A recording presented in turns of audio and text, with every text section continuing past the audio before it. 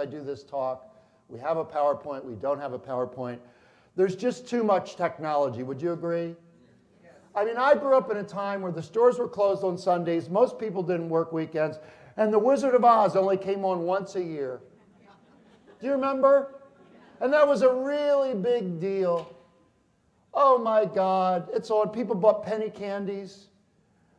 Penny candies, remember those little Coke, little plastic drink you could bite off the top and chew on the plastic and drink that sugar water down? You know, simpler times where you and I actually could connect because we weren't always on 24/7 and 365. Don't you just yearn for those days? I mean, all this technology that was supposed to make our life so much easier. We are more stressed out than ever, aren't we? I mean, we are ramped up 365 and 24/7. And it's having a tremendous impact on our sense of being able to be calm. I mean, being stressed out has become the new normal. We expect to be stressed. As a matter of fact, we're surprised when we're actually relaxed. It's like, how in the hell long is this going to last? Right? And I am no different than you. I mean, it was about 10 years ago. I was working, as I say, I run my own business. I hadn't even started my day yet, and I went to look at my emails. And there were already so many unanswered, not responded to emails in my inbox that I just wanted to go back to bed. Do you know what I'm talking about? It was like a punch, like I hadn't even started yet, and I was already overwhelmed. And I'm like, man, check please. And, so I just committed. I knew that I was either going to learn a better way to work. You know, I love what I do, but the process is killing me. And so I looked, for courses and principles and programs that I could learn how to live and work in the 21st century without being crushed by the sheer volume, speed, and complexity of the information coming at me. I mean, completely like it's like trying to get a drink of water out of a fire hydrant. Do you feel that? It's like, right? And, when I went to grade school, they had, when you learn how to write, handwrite, printing, they had these big fat pencils, right? And then they had the paper that still had the bark in it. Seriously, right? It's like make your A's in between the lines, right? So my baby boomer brain is not well adapted to this new brave world that we're living in, and I admit it. And it's like there's nothing wrong with that. I'm a digital immigrant. You young people out there are digital natives, right? You just anytime you can't figure out how to do something with technology, you go find a 4-year-old, right? They're like, I do it, right? So, it's a conversation that part of the objective today is, when we're all, because like we've already established, every single person in here has a heart for caring. So there's no question about that. It's Jerry from the get-go. Where are my operators, administrators in here? The paperwork, the legislation, I got to do, the ICD-10. I'm familiar. I used to do medical revenue collection seminars. I even wrote a book on ICD-10 transition a few years ago. So I get, the coding stuff and the, all that stuff that goes in. It can be all I want to do is care for this person. I got 15,000 pieces of paperwork to fill out, right? So it's like, how do I stay calm and present to, my commitment to, caring in the face of. And I think when we're all kind of together, examining and exploring, and we don't feel so alone with this, it makes you feel a little better. Would you agree with that? I'm not the only one here that feels like, I can't keep up, right? So there was that, and then, we'll have the opportunity, each one of us, to commit to a whole new possibility of a future in which, You know, I'm not overwhelmed by everything there is for me to do, and I'm more able to take care of myself. Because the principle here is the more well that you are, the better you're able to care for yourself, the better you're able to care for others. Would you agree with that? Nobody wants a stressed out, freaked out nurse, social worker, right? They want you present and accounted for. Yes? Is this okay? Cool. So, as I say, you know, our world has really changed over the past 25 years, and so we need new thinking to learn how to do that. Now, I actually teach a time project management program. You know, it's a couple-day course, and one of the slides in that program that I'd like you to just sort of, you know, just take a look at for a second here. You don't have to remember any of this or study it, but just look at the arc to get a sense and appreciation of the impact of technology on your brain, body, and mind. It wasn't that long ago, you know, electricity, you know, right? 100 and so years ago. And then I was born in 1957. Do you remember this electronic typewriter? You could make a mistake and then had this self-correct key. That was like, oh my God. Check this out. That was like the new technology, right? By the way, I can't believe that I was born in 19... I cannot believe that I am like 58 years old. Like, I'm getting mail from the AARP. I swear it's a cult. They're trying to wear me down. I see these commercials on TV. Will you be ready when the time is right?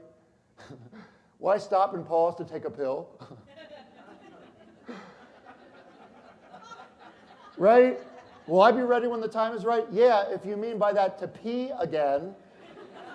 Because I have a bladder like an egg timer. You guys know what I'm talking about? It's like I got to go every 3 minutes. What the hell happened to me? I got skin hanging in places I never thought. But what's weird is when you're 58, you know, when you're getting older, inside you're still like, have you noticed that inside you're still like 9? Isn't that weird? Like your psychology has not caught up to your chronology? And you're just hoping nobody finds out you don't know what the hell you're doing? Do you know what I mean? It never goes away.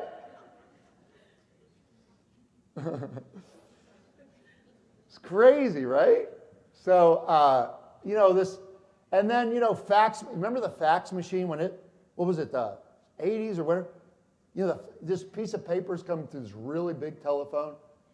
That was like a big deal. Like, whoa, I'm still with that. I can't figure out how that's working, right? Still with that. And then you got cell phones, email, internet, instant messaging, Wi-Fi everywhere, and social media. Thank God you can tweet out to somebody that your chicken salad had walnuts in it, and it was terrific. Because that is just such important information. So critical to the quality of life on the planet. You know, right now I'm at Target shopping for, you know, t-shirts. Okay, thank you for sharing. And hasn't all of this technology made your life so much easier? Aren't you just so much more relaxed because you've got it? You know, Sunday night before you go to bed, you know, before you have to go to work on Monday morning, you've got all the new apps, the apps, right? No, it's completely the opposite. I think there's a direct inverse relationship between the arc of that graph and your experience of being stressed out. Said differently, it's the more stuff we get that's supposed to make our lives easier, the more many of us feel overwhelmed by it and stressed out by it. Is that accurate? The pressure to keep up. The pressure that if I don't learn the next new thing, I might be obsolete or everybody else does. You know, the default, when I don't know what to do, I look at my smartphone, my so-called smartphone. Some of you are doing that right now in this room. I won't call you out, but I might. You're actually in a room with human beings where we're all having a conversation for the possibility of having a breakthrough in your ability to have less stress and be calm, and you're addicted to that to that gut.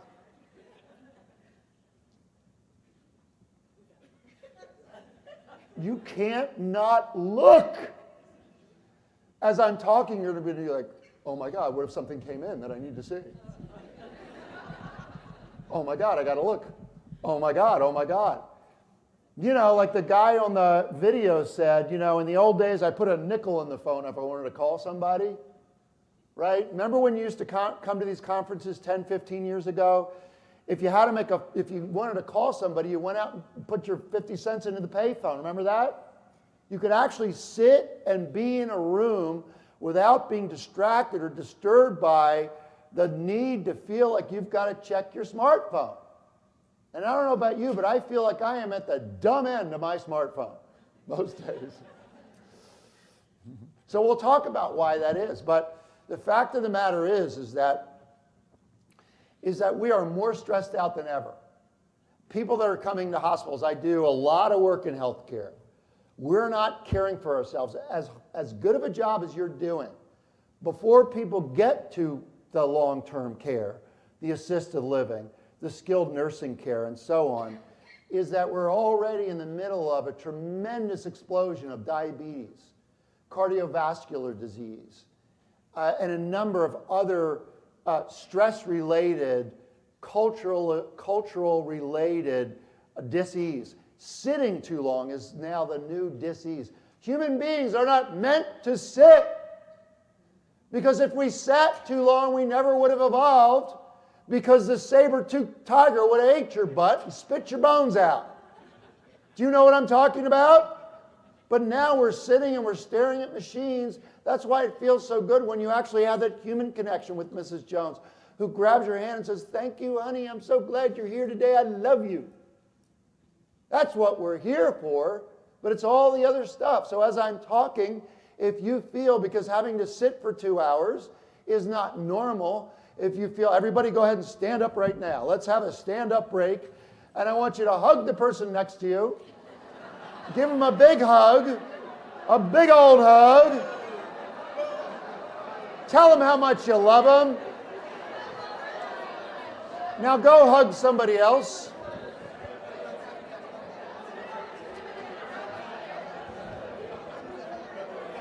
Give me a hug, man. Yes, sir. Letitia? All right, hugs all the way around. Come on, kids. Good morning. Do a few jumping